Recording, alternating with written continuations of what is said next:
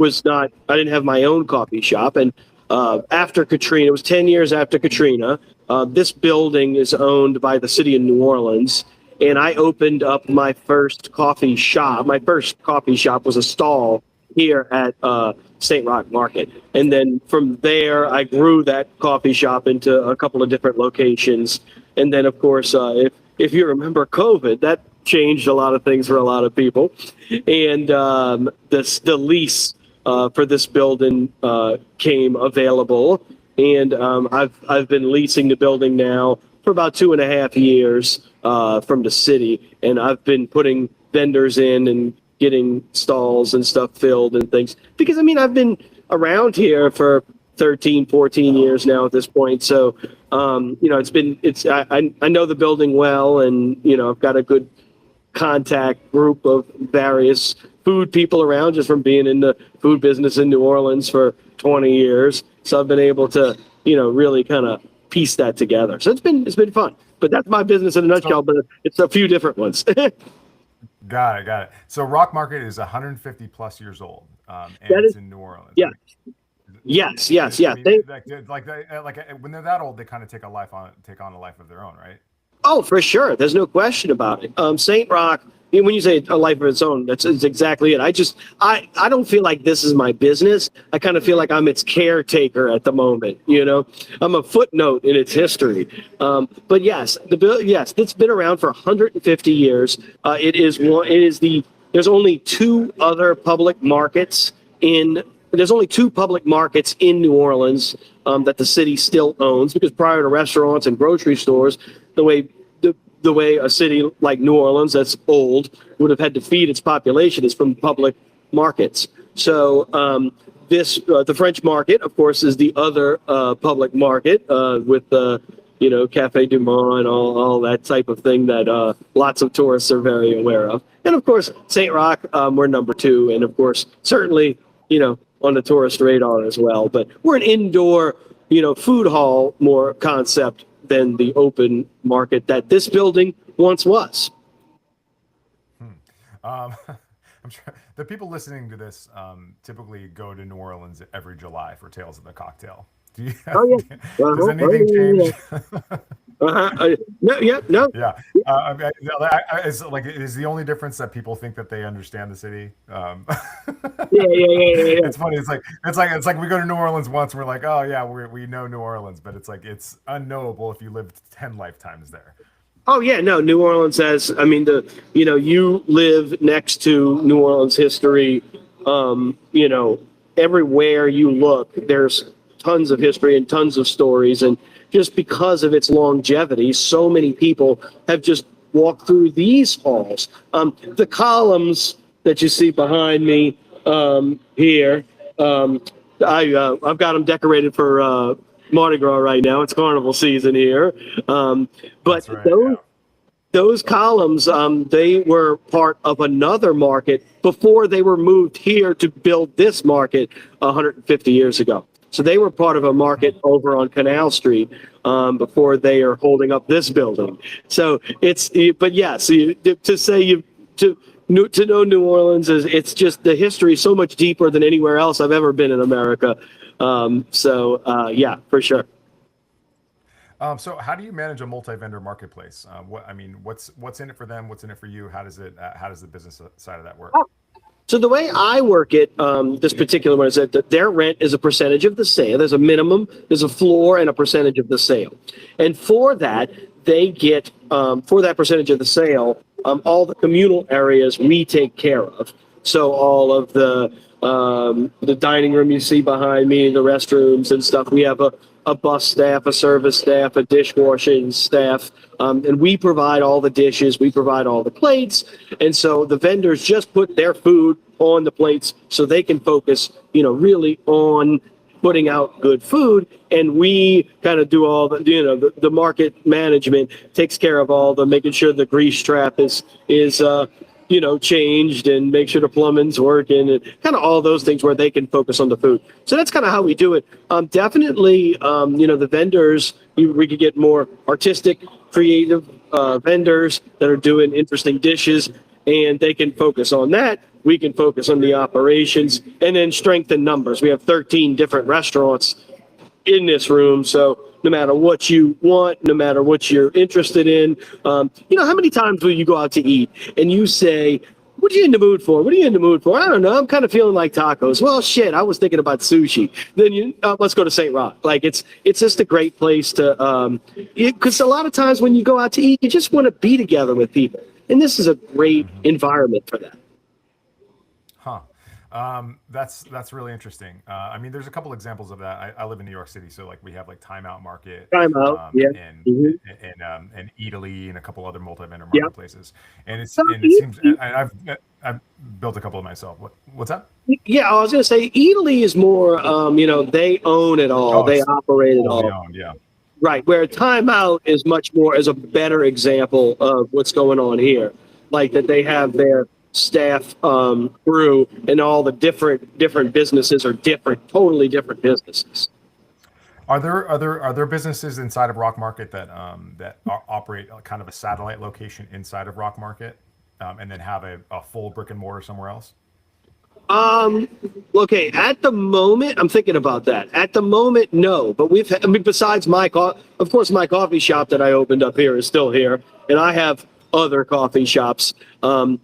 At the moment, no, but certainly over the years that has happened as people expand and grow. The Daily Beat is is a big one that started here in the market and here in New Orleans. Of course, he opened up several in New Orleans. He's got one in Fayetteville now, Dylan. And so he had this one and that one, and then Good Bird was another one over the years that kept kind of both of them. COVID changed a lot of that, a lot of those will probably still be around, but yes, that does happen from time to time. So you reduce the risk profile for a new restaurant or a new restaurant concept considerably. Like, so you're saying we already have the audience. Like, we handle the marketing, we handle a good amount of the operations. You handle the creative and staffing. Do they handle the staffing as well? They handle staffing for their foods, and we do kind of the common type of staffing. Yeah, dishwashers. And everything runs through your POS for tracking, so you can see. That's correct. That's so I can see what's going on. Correct. Everything runs through my POS. Yep. It's all transparent. Yep. Okay, that makes sense. Yep. Have you ever had one of your vendors kind of matriculate into their own brick and mortar space? And have they used the Roch Market as like a kind of a jumping off point for their brand? Over the years, that has happened. Like I said, at the moment, the expansions that I have at the market at the moment is event. So, for example, all right, I'm gonna get back to that. That's a good question too. That's gonna go into something totally different. But to answer your question directly, yes, we've had food trucks that opened up their brick and mortar, and they operate their food trucks out of here. We had another company, Elysian Seafood, over the years. Now they just do Elysian events. They just do weddings and catering. They have a big commercial kitchen elsewhere, but they started here with their stall and kind of morphed it into this was where they did a lot of their catering and stuff. Now they've done their own thing, and they've taken off with that business. So over the years, things have changed. Right now, the growth with the vendors that I see, like, sorry, for example, actually, the stall right here, Arwen, she is Thai. She's from Thailand. Her cuisine is Thai, but she worked in a very fancy like Four Seasons in Thailand and did Italian food. And so like she's like, worked with Michelin star Italian food chef. So down the way, she's got an Italian stall. So the expansions that I have right now are kind of like, like for her, she's doing Thai and Italian. And so really the expansions I have at the moment is not necessarily outside the building at the moment, but inside the building. But I've had restaurants, like I said, restaurants, the ones that I've had lately have got a good footing here, got a good following here, and then, moved on and done a restaurant. Mm-hmm. Oh, that's really interesting. Okay, so it's a multi-use space, and it's open from 7 a.m. to 7 p.m. Yeah. So that's breakfast, lunch, and dinner. How do you manage the operations from multiple day parts? Like, how do you organize everybody to work from 7 o'clock until 7 at night? Oh yeah, we've got a big staff coming through, and really what I've kind of done is, especially for our management staff, and really the management staff, even for time, is a big deal, but also just like, all right, what's going on in the kitchen? Like you got 13 different cooks in that kitchen. There's a lot of things going on. So like I've got a manager that just deals with the kitchen. I've got a manager that just deals with the bar, and so like I've got my bartenders doing their creative drinks, working on that, but then I have a overall market manager, that's just working on that. So I've tried to kind of divide it so that way, like everybody cannot know everything that's going on in this place. And so really Wait, saying, you know, really saying, to divide it is important. wait. There's not 13 bars there. No, no, no, no. There's How only many one bar- bar. it is New Orleans. It's New Orleans. There is only one bar here. Yes. One central bar. Okay. Yeah. Okay. Uh, And is that a leaseholder, or is that just um, managed by the I have to manage the bar, which is, I'm used to coffee, and I've been doing coffee for 20 years, and so like that's the uppers beverage business, and the bar is the downers beverage business, and they're very different. And so it's taken me a little bit of time just to get the different personalities of that going, but right now I've got an amazing set of bartenders, and I'm pumped with the way the bar is going at the moment. It's fantastic. Actually, I'm right? sitting here. I'm sitting at the bar. Market's behind me. Oh, okay. Well, you ever have any problems? Let me know. That's my world. Yeah. All right. So tell me about some revenue streams. So beyond food sales, food and beverage, like what other kind of how else do you make money? Is it events, merchandise? What? How else? We've got Where a is the little bit other of revenue event. streams? Yeah, see, and there's not a lot besides the food and bev, the percentage of the food and bev. There's not a ton of other revenue streams. Like we sell T-shirts and things like that, but I mean the main focus is the revenue stream. So the bar really goes to really help keep everything going. That goes straight into the market's operating expenses, and I mean the operating of revenue, and then of course the percentages of the vendors go into that as well. And when you really think about it, the market could be and the market really works a lot like my coffee shops, which has been helpful for me to wrap my brain around, is that you know right, since it's a percentage of the sale, the rent, overhead, the electricity, the insurance, the dishwasher, all of the steady things are very steady. It's very much like that in the coffee shop. The rent, the baristas, this is a very stable cost. However, it's a high cost. So getting to that high cost is the tricky part. But then once you get over that cost, that's when everything after that it doesn't take that much more money to put on one more latte once the rent at a high traffic location is paid. And so it really doesn't cost that much more for the market when the vendors put out a plate of food, because the food cost of course is on them. So from the market's standpoint, it's really about getting to that break even number every day so we can yeah, after that, it's all gravy. So something like it's Mardi Gras time, we're going to hit it, every day, every day. We're going to be putting money away. And then, of course, during the slow time, during the summer, we're going to light cash on fire, keeping this place open. Tell me about the numbers what are the numbers that you care about? The numbers I care about, I really, I mean, as the market operator, I really care about the gross sale.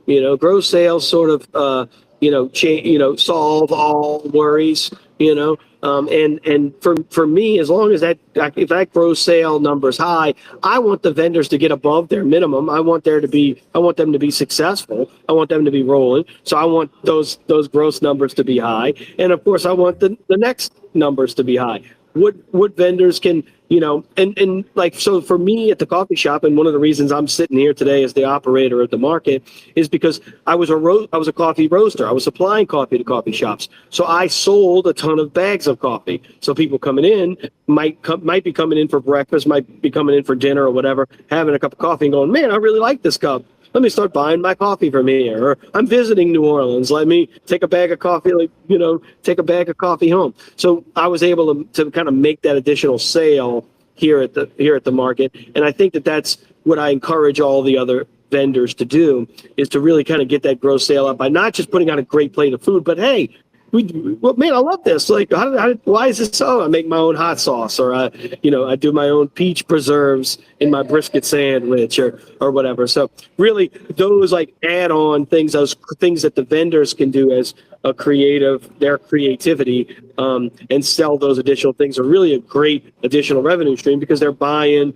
but it's all food and bev. But they're buying the plate of food, but oh cool, I like this guy's hot sauce. I'm going to take this home so I can use it in my omelet in the morning or what have you. Yeah, but you can still go across the street and pick up some Thai food from Right. I love that. Exactly. Yeah, Yep. I mean, everybody's a snowflake. Nobody likes to make decisions, but yeah, like you can walk into a place like St. Roch Market and have literally 13 options of things, Whatever. And a drinking at the same time. You get a drink in your hand. In the morning, you grab a cup of coffee. In the afternoon, you grab a drink in your hand. You walk around, you see what strikes you, and you go from there. You don't have to be in the mood for anything. You just kind of can come. Mm-hmm. Yeah, cradle to grave. Yep. Okay, so how do you get butts in seats? How do you get people to come through the market? See, I think that so number one, my job is not necessarily to, and this has been a tricky thing that's taken me a minute, because I came from being a vendor, and so I came from that mindset of, all right, I got to promote the vendors, and so, but really, I need to promote the market. When you come to New Orleans, you get to come to this 150-year-old building that's been a hub of the community this entire time. New food was created here in this building. The gumbo and jambalaya, those prototypes of dishes that are now world famous, started on this very ground. So it's important for me to tell that story. Like, hey, I've got a Thai lady who she's from Thailand. She has a background in, Michelin star Italian cooking, and she's got, crawfish ragoons on her menu. So she's got a New Orleans flair to her thing. So this is we say that all the time, the gumbo is a bunch of different cultures thrown together. And really that's the same thing that we're doing here. So my job isn't to necessarily say, come get the crawfish ragoons. My job is to tell the story of, to come and get 13 different things. And if, as a visitor, you want to come to a place like this because you're going to taste New Orleans food of tomorrow in here today, as it's been happening for the past 150 years. And I really got to tell people that because it's amazing. It's a great story. And then for locals, I need to kind of tell the story of coming in to say, hey, number one, what do you feel like eating? You don't know, just come to St. Roch. And number two, it's like I said, I got the coffee shop up front. I got the bar in the back.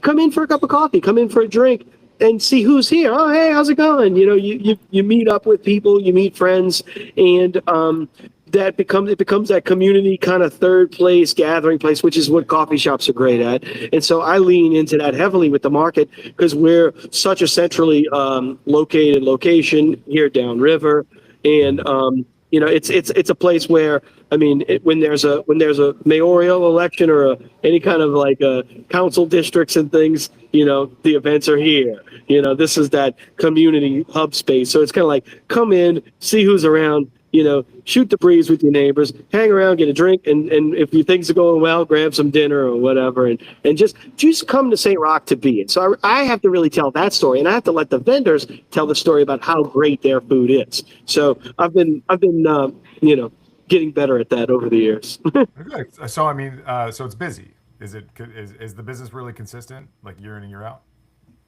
Yeah, our business is certainly consistent. We work on a seasonal thing, just like lots of different cities do. New Orleans is certainly seasonal. We're busy from Halloween until really the middle of of June is kind of when, or really, I'm sorry, the middle of July is kind of when things really start to slow off. Hurricane season. I mean, It's hot. I love New Orleans. I love New Orleans to pieces, but I've described it to somebody else as like being inside of somebody's mouth in summer. Yeah, it certainly. Of course, 300% humidity, like 100 degrees. Yeah, I mean, it's right. Exactly. I mean, today's a beautiful 60-degree, weather day, and it's fantastic here.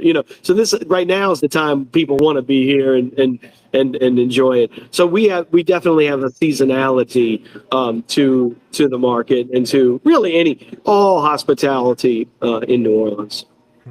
God, you have this huge social media following, 52,000 people. Is that mostly tourists or is that mostly residents? I don't know about the social media following. I don't have the stats on that, but I can tell you from our credit card sales, we're 50-50. We're 50% return rate and 50% new customers, which anytime a new vendor or someone, asks me, oh, do you do mostly tourists? Do you do mostly locals? Like, how do I do it?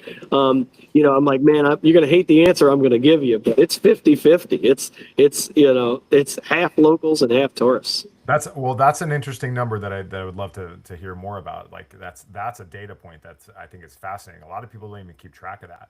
But how do you know? Is that what is that? That narrows it down a little bit. That's toast, I'm guessing. I'm sorry. Is it toast or square? Square. Yeah, yeah, because like a lot of times, like when you run your reports, like what else are you looking at? Like return rate is so huge. I would want that number to be huge. Like I mean, 3 times that somebody comes back and it's a habit. They don't have to ask for directions anymore. They know. When somebody says, "What do you want to eat?" We say, "We're going to go to St. Roch." Yep. What else do you look at on your reports? Return rate's a big one. And even for the vendor, when I'm looking at the vendors to see how the vendors, like how customers are responding to vendors, I am looking at that return rate. Return rate's one of the, like you're saying, but you see, I'm looking at return rate because I'm a coffee guy. I run coffee shops. And so, return rate on a coffee shop is everything. We live and die by that. Is it part of your morning ritual or is it not? And that's it. That's it. It's not like a busy, it's not like and I'm learning this. You said you're more of a bar guy, but like, today's Wednesday. It's the bar's not packed. There's a couple people having some Aperol spritzes down there. But that's kind of it. But Saturday night, Saturday night, we're going to be booming. Coffee shops say I'm used to that. Like you're coming to bring me $1 every time you come, and so like a Wednesday is just going to be just as busy as a Saturday. So I'm used to a much more steady cash flow, and I'm used to a ridiculously high return rate, 98% or something, because I'm looking at because that's huge for me on your way to work, like you're saying that it's coffee. You're in the it's good to be in the light addiction business is what you want to be in. Light addiction? What is that? Your light addiction. You want to get into the heavy stuff. Yeah. Okay. Well, there goes my crack business. Light addiction. That sounds like a much more much easier to explain to my son. All right. Well, cool. Well, Kevin, thank you so much for jumping on. Is there anything else that you want to share about St. Roch Market or CR Coffee? I would say if you come to New Orleans or you're around, come check it out. And you made a little mention before, and I want to drive that point home. If you're someone that has a creative streak and you want to play around with a cool idea, to be a vendor in a place like this or this place, reach out to me, Kevin at strochmarket.com. That your startup costs are so tremendously low. You were saying something like, they don't have. You can come in here, food, everything, depending upon your concept. So I hate to throw a number, but really less than $5,000, you've got a business going. And I mean, I don't know any other place in any other concept that you can do that. So if you're a chef or if somebody says, if you got a food truck and you want to move to brick and mortar or whatever the case may be.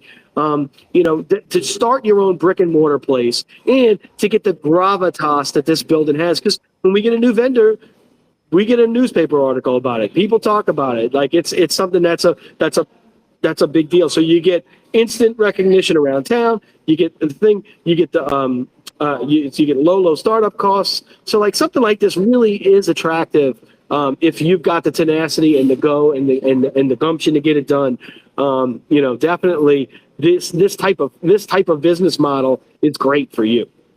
Yeah. So I'm looking at the menus, and there's not a whole lot of pricing on there. What do you guys get for what's the average order value, ballpark? Average order ticket here's about $18. $18. Okay. All right. So Mhm. it's something that so people can go multiple times a week and not be too And fussed. that averages in a cocktail and a latte. You know what I mean? In that overall thing, or buying a bottle of hot sauce, or like that whole that 18 is the average ticket. Okay. All right. Well, Kevin, thank you so much Yeah. for joining us on the Hospitality Strategy Lab. Yeah. If you want to find out more about what Kevin's up to, it's he's running the St. Roch Market in New Orleans, and he owns CR Coffee Shop with a couple locations, two or three locations, was it? Yeah. We've got the one here and three others. We got one in the airport, Metairie, and New Orleans. Uh huh. And are you still wholesaling beans? Yes, we're definitely still wholesaling coffee. I joke that's my real job, but All right. we supply coffee to lots of coffee shops and things around the area, and we ship out across the country as well. So, yep, CR Coffee. Great. All right. This has been Kevin Pedeaux from St. Roch Market, and CR Coffee. I'm Jason Luttrell. This has been the Hospitality Strategy Lab. We will see you next time.